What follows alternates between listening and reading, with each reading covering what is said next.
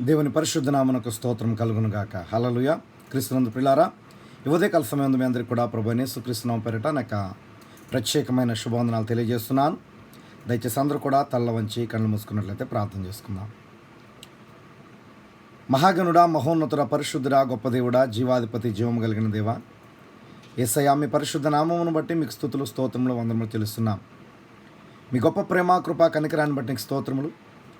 గడిచిన దినములన్నీ కూడా మమ్మల్ని యొక్క కృప కలిగిన రెక్కల కింద కాచి కాపాడి భద్రపరిచి అన్ని వేళలా అన్ని పరిస్థితుల్లో మాకు తోడుగా ఉండి ప్రభువా, మీరు మాకు అనుగ్రహింపజేసిన మరొక నూతనమైన దినమును బట్టి, ఈ యొక్క అమూల్యమైన సమయాన్ని బట్టి మరొకసారి మేమందరము కూడా మీకు కృతజ్ఞతాస్తుతులు చెల్లిస్తున్నాం ప్రభువా.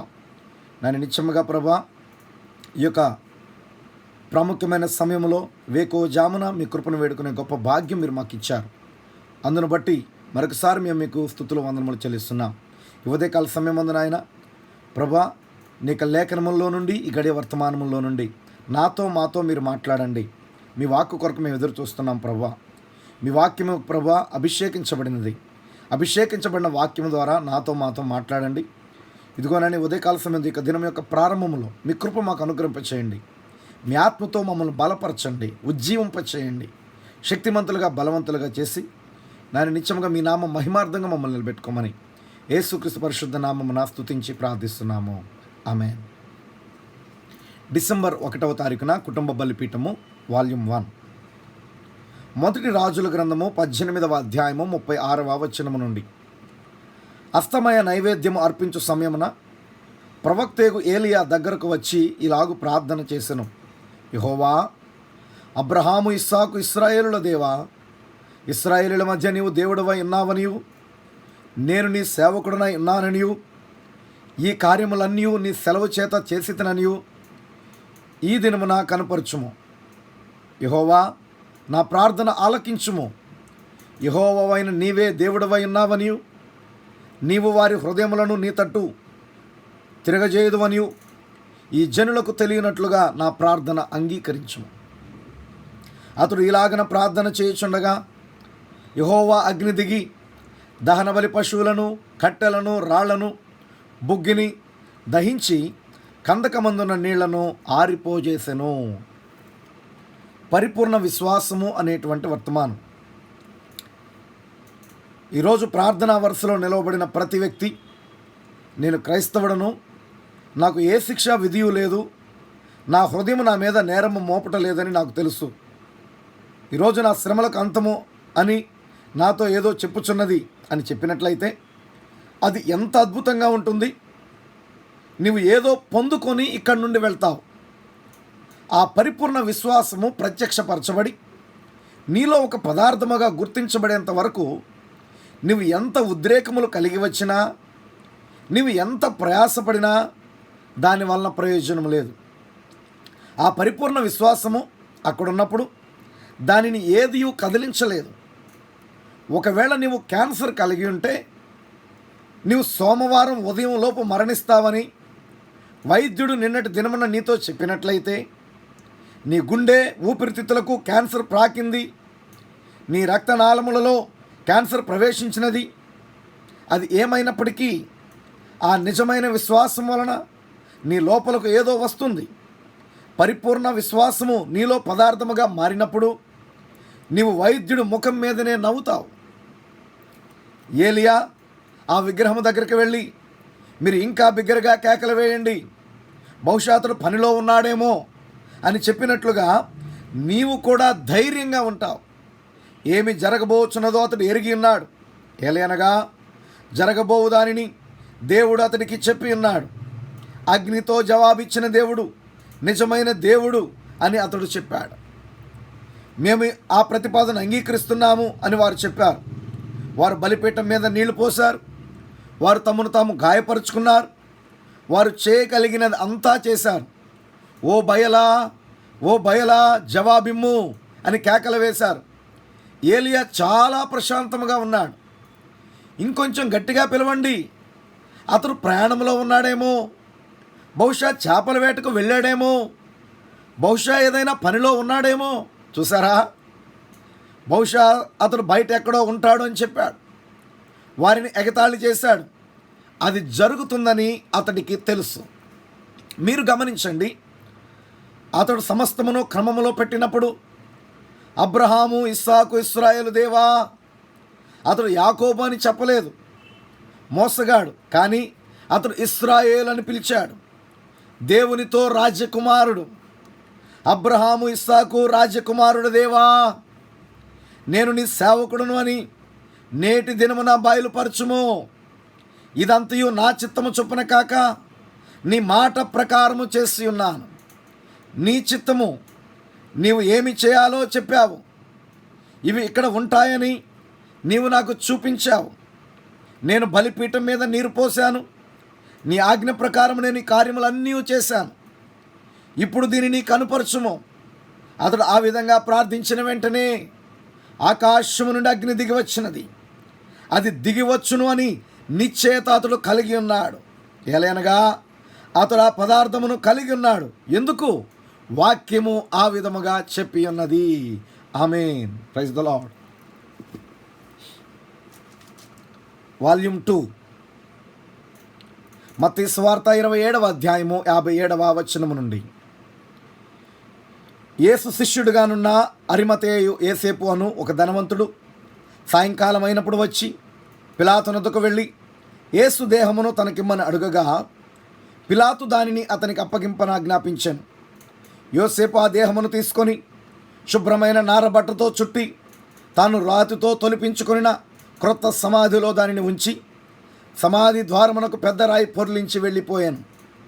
మగ్దలేనే మరియయు వేరొక మరియయు అక్కడనే సమాధికి ఎదురుగా కూర్చుండి ఉండిరి. ప్రశ్నలు జవాబులు, COD 2:12 అనేటువంటి వర్తమానం. బాప్టిస్టులు, ప్రెస్బిటేరియన్లు, ఏకత్వం వారు, మిగిలిన వారందరూ వాళ్ళలో చిక్కుకొని ఉన్నారు. ఒక గుంపు జనులు కలుసుకొని దాన్ని గురించి తర్కించుకొనిచున్నారు. అక్కడ ఎంతో మానవ హోదా ఉన్నది. బిషప్ కూర్చొని ఉండెను. జనరల్ ఓవర్సీర్ అక్కడ ఉండెను.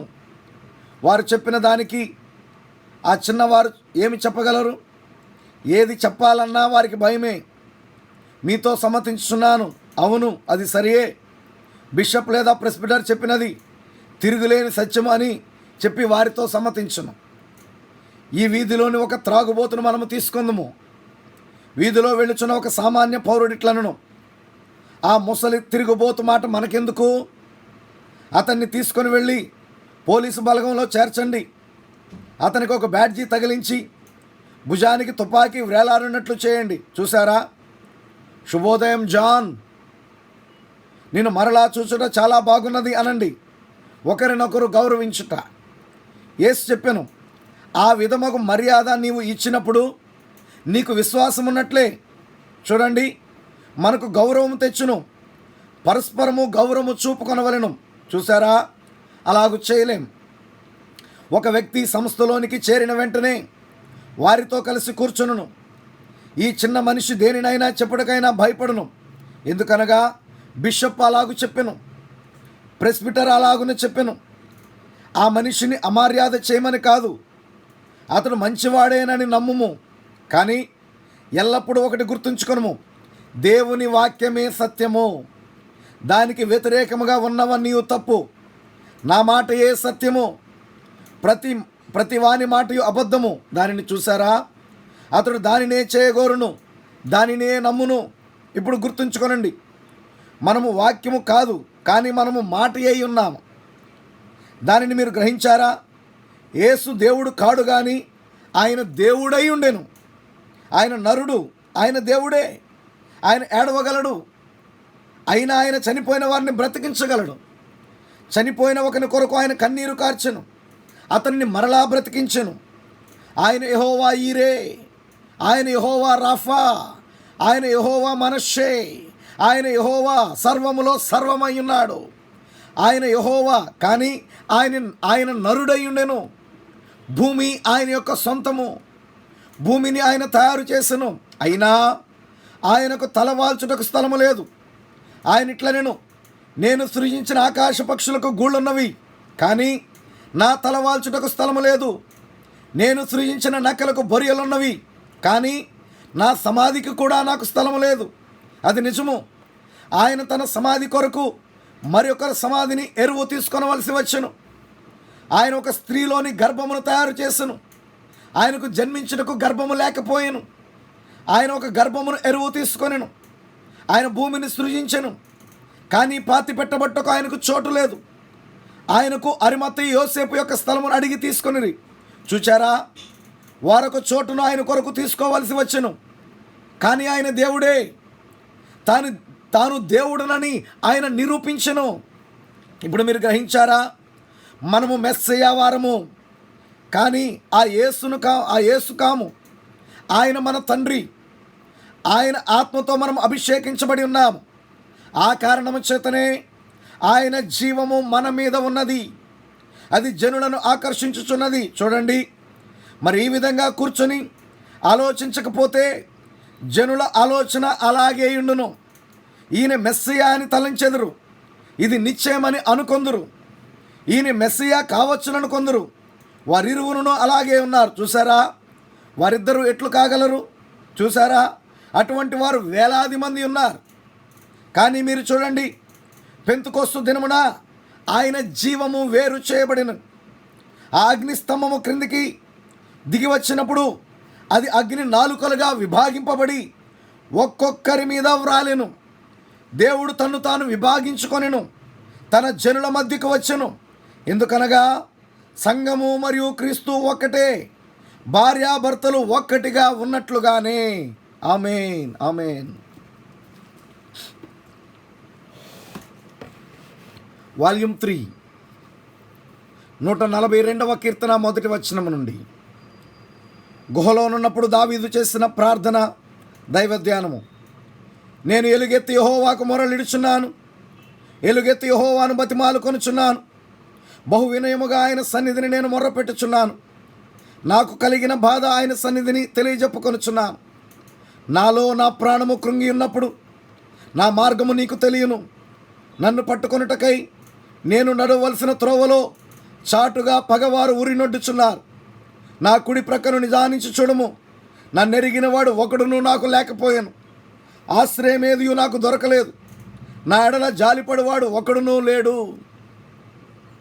నిరాశ లేక నిస్పృహ అనేటువంటి వర్తమానం సాధారణముగా మనలను నిరాశ లేక ఒత్తిడిలో పడవేయటకు ఒక అత్యవసర పరిస్థితి కావలసి ఉన్నది.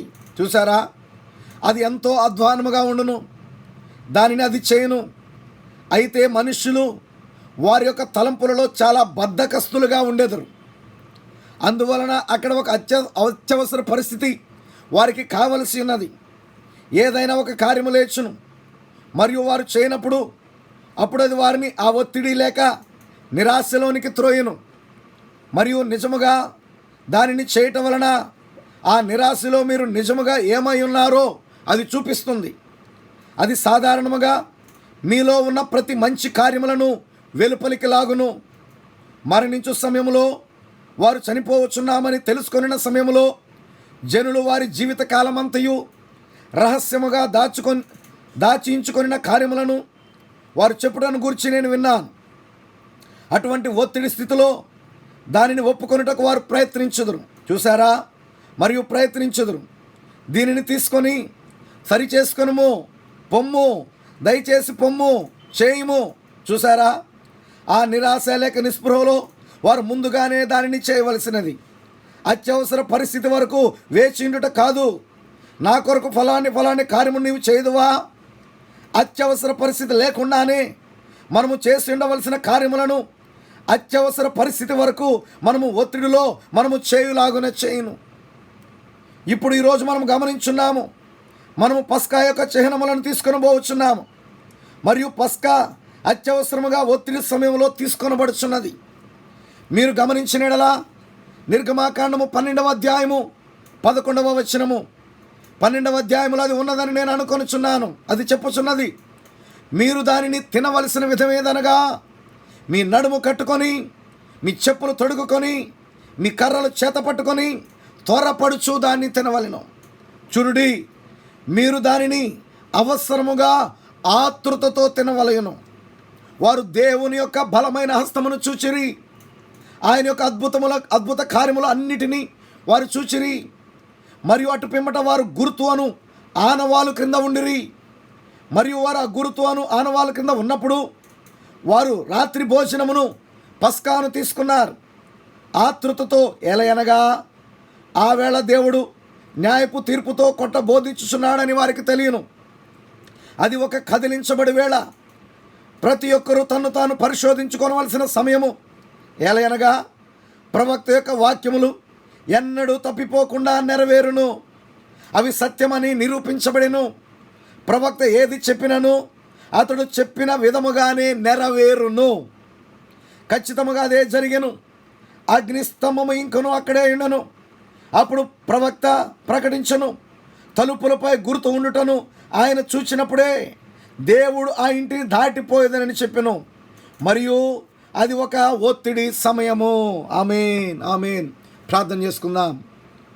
కృప కలిగిన మా తండ్రి, జీవము కలిగిన మా దేవా, జీవాధిపతి పరిశుద్ధుడా, గొప్ప దేవుడా, మీకు స్తోత్రములు నాయన. నిత్యముగా ఉదయకాల సమయమందు మమ్మల్ని దర్శించి మాతో మాట్లాడిన ప్రతి మాటను బట్టి మీకు స్తోత్రములు తండ్రి. ఓ గొప్ప దేవుడు, ఆశ్చర్యకరుడా, నీకు స్తోత్రములు నాయన.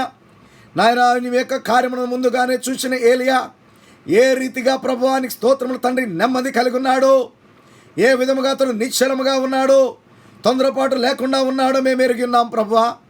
నాయన, నిత్యముగా అది జరుగుటను అతను చూచి ఉన్నాడు. కాబట్టి ప్రభువా, ఎటువంటి నాయన పరిస్థితి ఆయన మీదకి వచ్చిన ఏ విధమైన కలవరం లేకుండా ఓ నిత్యముగా ప్రభువా, ఏలియా తండ్రి నాయన నిత్యముగా ప్రభువా మీపై ఆనుకొని మీపై ఆధారపడి పరిపూర్ణమైన విశ్వాసంతో ఉన్నాడు తండ్రి. ఈరోజు నాయన నిత్యముగా మేము కూడా నాయన పరిపూర్ణమైన విశ్వాసము కలిగి ఆ పదార్థమును మేము కలిగిన ఆయన ఎటువంటి స్థితిలోనైనా మీపై ఆనుకొని మీపై ఆధారపడి ప్రభా నిబ్బరము కలిగి ఉండే కృప మాకు దయచేయమని ప్రార్థిస్తున్నాం. అదే రీతిగా ప్రభువానికి స్తోత్రములు తండ్రి. ఒత్తిడి సమయంలో నాయన ఇదిగో ప్రభా నిరాశ నిస్పృహ కలిగినప్పుడు ప్రభా అత్యవసరమైన పరిస్థితులు మేము చేయవలసిన వారమై ఉన్నాం ప్రభువా. ఓ మామూలుగా ఉన్నప్పుడు నాయన అన్ని మామూలుగా ఉన్నప్పుడు మేము చేయలేకపోవటాన్ని బట్టి అత్యవసర పరిస్థితుల్లో చేయవలసిన పరిస్థితి వస్తుంది తండ్రి. ప్రభువా కృప చూపండి, కనికరము దయచేయండి నాయన, మమ్మల్ని బలపరచండి తండ్రి. యేసయ్యానికి స్తోత్రములు తండ్రి. ఆ యొక్క నిరాశ లేక నిస్పృహ కలిగినప్పుడు ప్రభువా ఓ ఆ యొక్క పరిస్థితి ఎంతో అధ్వానముగా ఉంటుంది నాయన. ఆ అధ్వానమైన పరిస్థితుల్లో ప్రభువా నాయన నిత్యముగా మేము చేయవలసిన కార్యము చేయగలిగినట్లుగా మీరు మా ఇళ్ళ మీ కృపను అనుగ్రహింపజేస్తున్న విధానాన్ని బట్టి స్తోత్రములు. యేసయ్యానికి స్తోత్రములు తండ్రి. అదే రీతిగా ప్రభా ఒత్తిడి కలిగిన సమయంలోనే నాయన ఓ ఆతురత పడుతూ ప్రభా వారు పస్కాను భుజిస్తున్నారు తండ్రి. నాయన నిత్యముగా ప్రభా ఓ ప్రభా ప్రవక్త చెప్పిన ప్రతి మాట నాయన అది ఆ రీతిగానే నెరవేరునని మేము విన్నాము నాయన. నిత్యముగా దాన్ని మేము నమ్ముచున్నాం ప్రభా. నాయన ఆ రక్తము గుర్తుని నేను చూసినప్పుడు, ఆ ఆనవాళ్ళను చూసినప్పుడు నేను దాటిపోయేది నేను ప్రభా. ఓ నాయన ప్రవక్తతో మీరు సెలవిచ్చినప్పుడు, ప్రవక్త ద్వారా అదే వాక్యం పలకబడినప్పుడు ఆ వాక్యానికి లోబడిన ప్రతి కుటుంబము రక్షించబడింది నాయన. ఈరోజు నాయన నిత్యముగా మేమందరము కూడా ప్రభా ఆ రక్తము గుర్తు ఆనవాళ్ళ కింద ఉండి నాయన నిత్యముగా ప్రభానికి స్తోత్రములు తండ్రి. ఓ నాయన నీకు స్తోత్రములు వందనములు చెల్లిస్తున్నాము తండ్రి. ఆ యొక్క పస్కాను బుధించే కృప దయచేయండి, వాక్యమును బుధించే కృప మాకు దయచేయండి, పరిపూర్ణంగా మమ్మల్ని మీకు సమర్పించుకునే కృప మాకు దయచేయమని ఈ ఉదయకాల దీవులతో మమ్మల్ని నింపడం నాయన. ఈ ఉదయకాల సమయం ఎంతమంది ఒత్తిడిలో ఉన్నారు, ఎంతమంది నిరాశ నిస్పృహలో ఉన్నారు, ఎంతమంది నాయన పరిపూర్ణ విశ్వాసం లేకుండా ఉన్నారు, ప్రతి బిడ్డను మీరు దర్శించి వారికి ఉన్న ప్రతి పరిస్థితిని మార్చి పరిపూర్ణ విశ్వాసం దయచేయండి నాయన. ఈ యొక్క అత్యవసర పరిస్థితుల్లో మీపై ఆనుకుంటే వారికి నేర్పండి నాయన. ఈ ఒత్తిడి సమయంలో ప్రభా ఈ గడియ వర్తమానాన్ని వెంబడించే కృప బిడ్డలకు దయచేయమని స్తుతి మహిమ ఘనత ప్రభావం మీకే చెల్లిస్తూ యేసుక్రీస్తు యొక్క పరిశుద్ధ నామమును బట్టి స్తుతించి ప్రార్థిస్తున్నామా పరమ తండ్రి. Amen, amen. Praise the lord. God bless you all. దేవుడు మనందరినీ కూడా దీవించును గాక. ఆమేన్, ఆమేన్.